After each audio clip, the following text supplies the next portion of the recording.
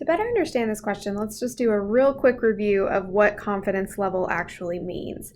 So let's imagine that we're taking samples from a population where the true population proportion is 0.5.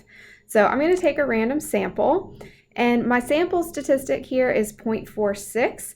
So that's what that little dot represents. And then the lines on each side represent the margin of error. So notice that once I added the margin of error to each side, I successfully captured my true population value. So you're going to get different proportions each time you take a random sample. Let's try doing 10 more.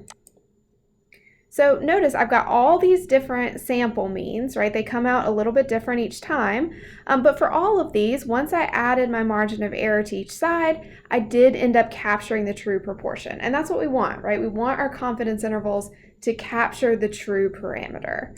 Let's do even more. Let's do 100 more.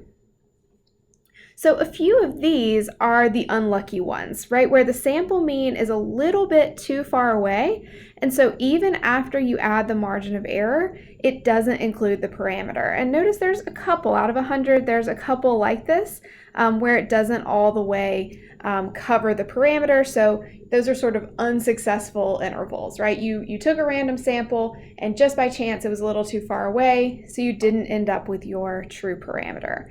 Notice this is keeping a running total of how many of our intervals are successful, how many of them capture the true parameter. So I'm going to do even more of these, just kind of keep sampling here till I've got a bunch. And what you'll notice as you look at this running total is that it's going to get really close to my confidence level. So when I say 95% confident, I mean if I take a random sample and use that to make a confidence interval, that I am 95% sure that my true parameter will be in there, right? That the formula will work 95% of the time.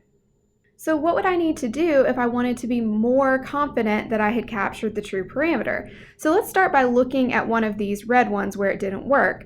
If I needed to capture the true parameter, I would have to give myself a little bit wider margin of error, right? Go a little further out on each side.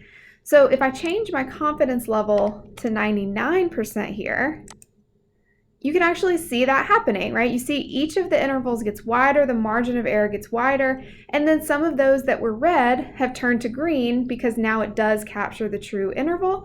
It's still not going to be there every single time, and you can see about 99% of the time now, it's going to capture the true parameter.